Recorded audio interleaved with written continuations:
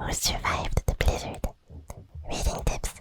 This is a poem on how people from all corners of the world stumbled through blizzards and bitter coldness to Belobog at the beginning of the eternal freeze.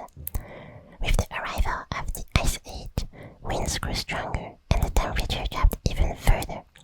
Through numerous dangers and obstacles, people from all over the world came to Belobog to pass on the sparks of human civilization. The poem likens Belobog to a warm harbor at the end of the journey, inspiring the refugees to keep going. Read the poem carefully to see how the author used the perspective of the refugees to demonstrate a positive attitude and confidence towards the future, despite fears of uncertainty. Pushing upon a thick wall of white fog, a dim light appears in the distance, flowing in the fluttering snow, phasing in and out of sight. The migrants tread in isolation through the freezing, snowy path of dead silence, the weary bells ringing the crisp sound of helplessness. A melody could be heard in the distance. A voice of the past begins to echo. It's a vibration of harping strings. It's the reverberation of drums. The faint lights no longer visible, nor the black dirt walls alike. Only ruins and wreckage. All that I encountered were stone pillars marking the distance. Oh, what sorrow and anxiety. Tomorrow, my family, tomorrow, I shall go to the warm harbor and celebrate the end of my journey while laying my stiff bones to rest. We will walk to the distant lights and outline the image of Belobog.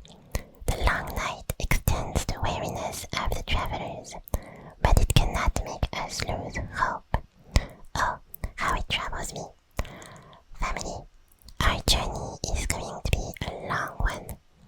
The harps and drums have fallen back into silence.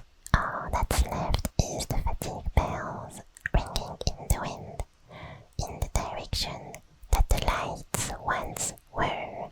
From Selected Poems of Thomas Katana, famous poet. At the end of 47 BF, Thomas was part of a refugee train from Novgovia that traversed the snow to reach Belobog. Their arrival was warmly received by Alisa Rand, who described it as a great voyage, bringing with it culture, art, and technology that are still influential in Belobog today. Thomas's poems, known as the Poems of Battle, has inspired other refugees who migrated with him. Yeah! Hello, hello, hello, hello, and welcome to a new sleepy video. So, as you may have heard, today we're going to read, I'm going to read to you some stories, books, texts from the game Honkai Star Rail, so I hope you will enjoy. Those aren't like things that people read in general. So, yeah, we're kinda doing the work of a memo keeper. Because, we're just recording things and stories that sometimes would be forgotten. Also, maybe we'll find some lore about characters, because I've seen some of the books that have characters that we know in the title. So yeah, it's gonna be interesting, it's gonna be relevant, and also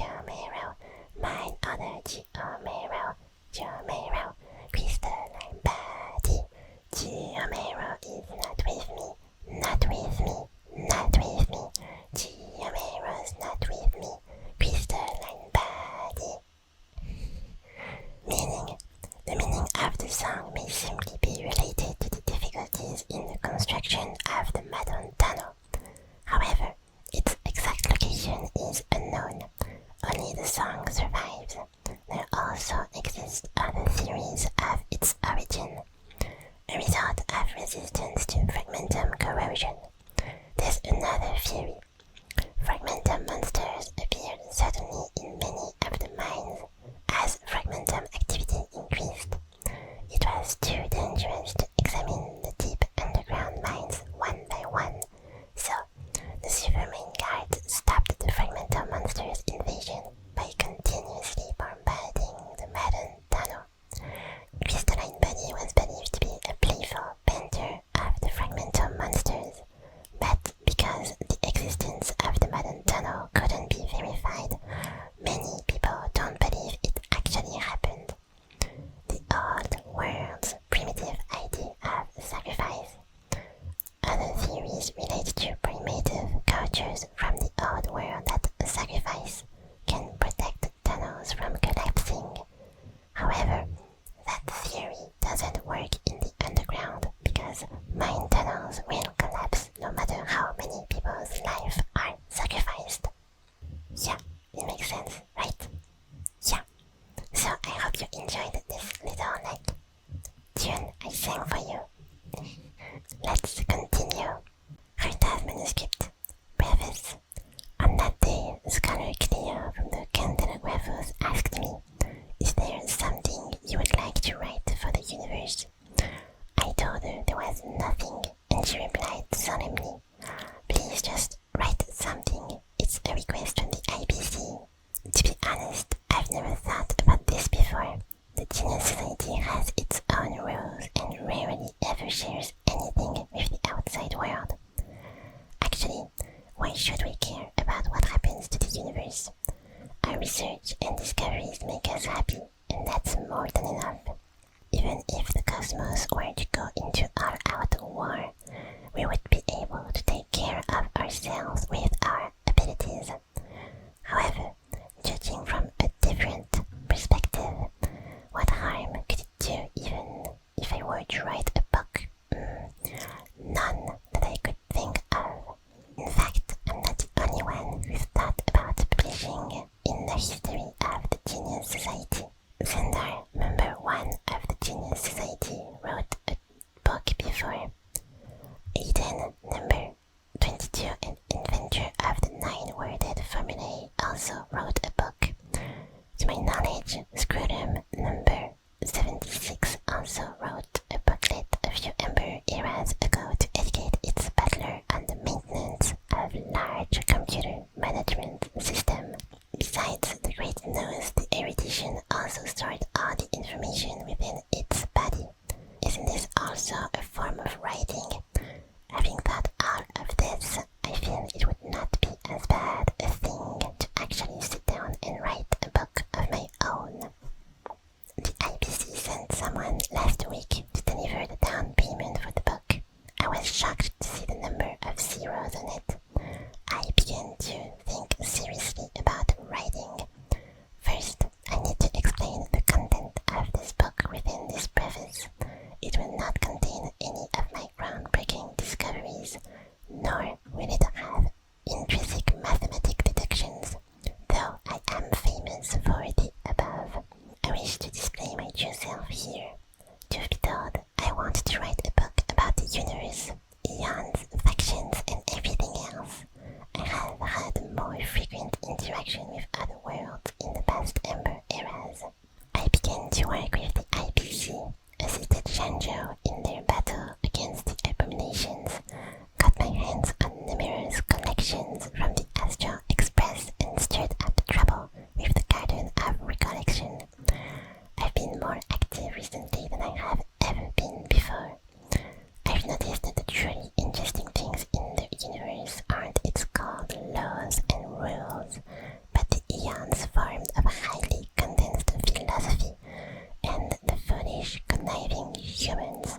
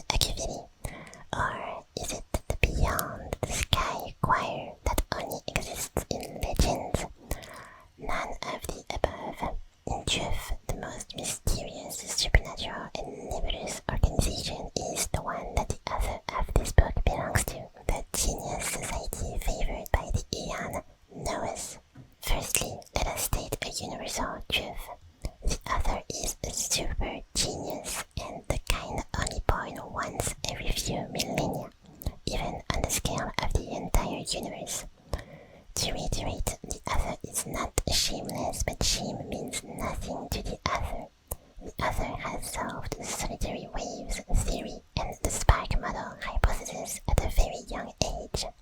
As a young adult, the author discovered the conversion method for sigma baryons. The author proposed the Herta sequence and published a paper on reversed progeria in middle age and managed to conduct reversed progeria in old age. In their Reading Honkai, the author once solved the secret behind the imaginary leakage phenomenon and sailed the Stellaron from beyond the sky. The author has saved the planet they were on from total destruction for a total of 19 times, and has met the eons twice. The above is but a fraction of the author's innumerable accomplishments. Invitations to join the Genius Society are only handed out to individuals as rare as the author, and there have been only 84 of such illustrious members since the birth of Nose. Therefore, on the above evidence, the author deems the Genius Society as the most mysterious. In this book, for the first time ever, the enigmatic veil of the Genius Society will be lifted for the readers. The draft ends here abruptly. Words are scribbled below. The people of this stupid society don't communicate with each other at all. What am I supposed to write about? An unfamiliar handwriting follows. Dearie, you have to write something. The readers are looking forward to it. The familiar handwriting from Herta continues. If it's so easy, why don't you write it? In your face. Chapter 3. Intelligentsia Guild. The universe is vast and without bounds, and erudition encompasses countless. Geniuses have their own ways with words, as the ordinaries have their own self-satisfactions. Aside from the Genius Society, whose pool of extraordinary talents merited them a personal acknowledgement from Noise, there is another organization that is motivated by erudition and tirelessly continues its studies and research, known as the Intelligentsia Guild. All personal bias aside, the hard work of the Intelligentsia Guild deserves a degree of respect. Noise's club is filled with weirdos, lunatics, lone wolves, and antisocial geniuses and outcasts. Though they continuously produced astonishing findings, they never share this knowledge with the outside world, let alone publish it, with this book as an exception. The philosophy of the Intelligentsia Guild is to instead communicate and share. Knowledge is a type of hard currency, and miracles are only brought about when currency is in circulation. As such, they exchange knowledge for wisdom and formulas for recipes. The IPC accepted and sponsored them in a very generous fashion, lending them the near infinite powers of the IPC and the technology to move across worlds. The scholars traverse across many worlds and collect all valuable knowledge, turning it into a commodity. The Intelligentsia Guild is more like a commerce group when compared to ordinary researchers. Their structure is built upon basic individual organizations of schools, each responsible for their own earnings and expenses. The scholars would research and treat the knowledge they've acquired in the area of expertise, trying to obtain truly priceless treasures this way. The following are a few renowned schools for the reader's perusal. Synesthesia School. The Synesthesia School is undoubtedly the school that has made the greatest contribution to the cosmos. For a very long time, communication has been a critical issue that has troubled the IPC. The foundation of any trade is its contract. However, the drafting of a contract requires mutual acknowledgements of its terms, and there is a long and complicated list of language spoken by intellectual life forms. The researchers of Synesthesia School worked to build a common thought bridge between the different species known as the synesthesia beacon that's widely used today. Thanks to the synesthesia beacon, all body movements, flash signals, sound vibrations, or the changes in other molecules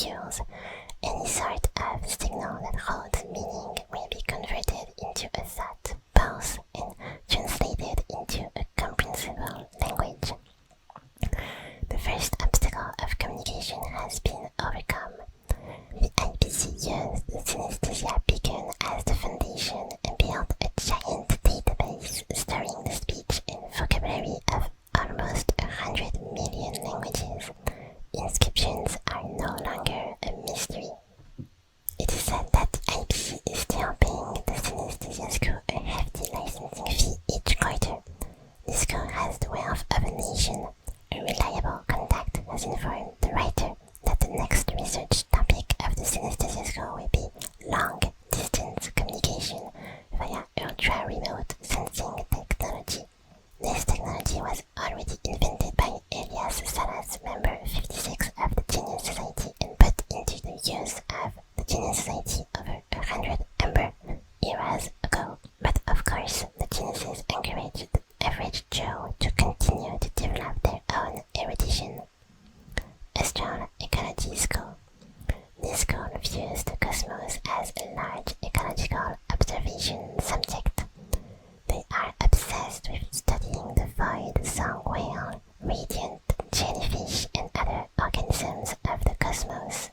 The school earned its recognition for discovery of the celestial comet Wa. The IBC was accelerated to hear the confirmation that this was an ancient creation of Klipath, eon of preservation. They paid the school an incredibly large sum of money, once again proving the old saying of work smart, not hard, to be correct. Candelagraphos. The Candelagraphos is the printing department of the guild. They are made of countless authors, transcribers, typists, programmers, and workers who produce books. This school is founded upon the noble gestures of altruism, surrendering selfish scientific research and throwing themselves at the grand service of sharing wisdom with more people. The science of the Intelligentsia Guild is gathered here and organized into books to be published and sold to all the world. The most famous series is definitely The Traveler's Guide, Armed Archaeologists. This is a school passionate about cosmic exploration and archaeology. They are always heading to the most desolate planets and exploring the most dangerous ruins. Try to imagine a group of scholars armed to the teeth leading a dozen mercenaries out of an exploration vessel and crawling in and out of the crevices of ancient buildings that have been forgotten for countless Amber eras. They would leave behind the few tools they accidentally triggered various traps as an offering. Upon reaching their destination, they would dig up valuable artifacts and ancient writing before calmly laying down explosives and opening a path made from total distraction. They would then happily board their ship and leave. Some say they look more to be mercenaries than scholars, but that's up to each person to interpret. Quantum History School. This is a new school reformed from the bankrupted Psychology History School. Its original purpose is to find influences of disturbance and patterns of change hidden throughout history, and then make predictions for the future. However, they've become a group of scammers that use a series of calculations in quotation marks for fortune-telling. The reason I've included this school is to wrap up this interesting piece of writing with a funny joke. Yeah, real funny, Herta, real funny. Chapter 26-34. Interastral Peace Corporation. Klipath, the Amber Lord, a colossal statue without a head. Silent and oblivious, they only think about constructing their mysterious and giant wall. What was it for? No one knows. What is it they're trying to keep out? No one knows. Most normal people will ignore it after realizing our ignorance, but there are always abnormal people in the world. There are two different types even in that group. One type thinks that, wow, there's a god building a wall. This means walls are sacred, so we're going to build walls too. What kind of ridiculous logic is this? And with that, this group of people believed they received some sort of revelation and began wasting precious resources to build useless things based on their respective planets. These people are known as the architects. As for the other group, well, they're even dumber than the architects. Although the architects have a few screws loose in their heads, they're at least thinking about doing things that are beneficial to themselves. On the contrary, the other group of people think that, wow, there's a god building a wall. This means walls are sacred, so we have to help God build walls. Wow.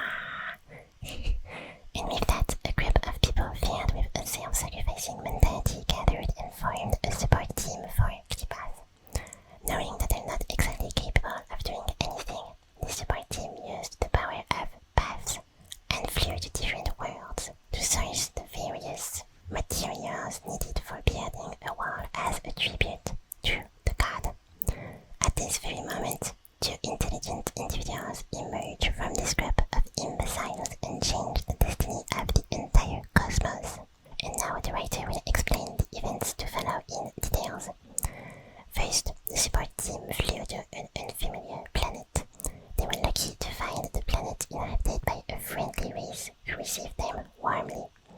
The support team said, "Respected companions of the cosmos, the universe is facing destruction, and our Eon is building a wall spanning across light years to protect the cosmos. We urge you to take part and join in on the construction." The aliens reply, smiling, "Wow, that sounds extraordinary. What can we do to help?" The support team says, "We need wood, stones, rubbers, cement, titanium, anything and everything that can be used in construction. We want them all." The aliens reply, "Good, we have a lot of those materials. What will you use to trade for them?"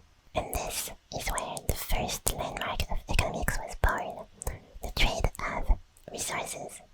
The support team says, "Oh, we have a lot of wood, stone, rubbers, cement, titanium, anything and everything that can be used to build stuff. We have it all."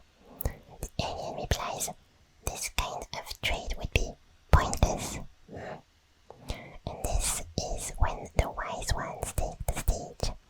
Today, both of the names are inscribed into each wall and ceiling panel in the IPC. Louis Fleming and Dongfeng Jixing. The wise ones quickly answer, "There is a planet called Clementine, 3 systems from here. It has a local specialty called winter sun fruit that is incredibly delicious and melts in your mouth." The two absorbed the berry as if it were something that fell out from heaven. The alien replies, "Wow, that sounds amazing. Okay, 500 kilograms of wood for 500 kilograms of winter fruit." And this is when resource gained a quantitative value. "Winter sun fruits are extremely precious," wise man number 1, Louis Fleming says. "An entire Ember era wouldn't yield 500 kilograms of it. On the contrary, 500 kilograms of wood means very little to you. How about this? We'll trade 5 kilograms of winter sun fruit for you 500 kilograms of wood. I guarantee you'll love it." Dear readers, this conversation took place nearly 800 Ember eras ago. I'm sure you can tell that the wise man number 1 was being completely dishonest. Though winter sun fruits may be delicious, it is nowhere near as rare as he described it to be. The wise man was lying. He was able to do this because he had the ultimate advantage, or asymmetric information. Once one party has more information than the other, then they will gain the absolute initiative. When applied to this specific incident, it meant that wise man number 1 possessed the power to set prices. Yeah, we're actually getting economics in this book. Like, that's crazy. And with that, things started to develop in a positive direction. The support team realized that they need to provide and trade with merchandise that the other party is interested in for them to get the resources that they want.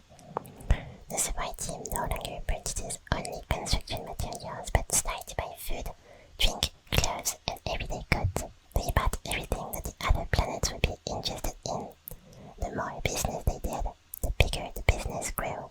Intellect number 2, Dongfeng Jixing, realized something. If they're the only people in the entire cosmos that are in the trade business, then it's time for them to set their own rules.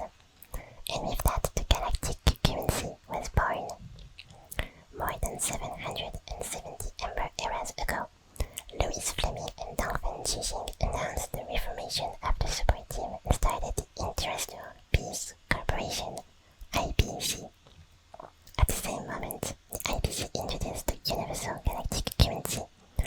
Credits. Ever since that day, the people of each planet never had to worry about how much they could trade for the local specialties. Everything already had a price tag attached to it. They would receive credits from the IPC and use the credits to purchase merchandise from the IPC. The market is no longer comprised of 3 parties with the IPC in the middle. Now people can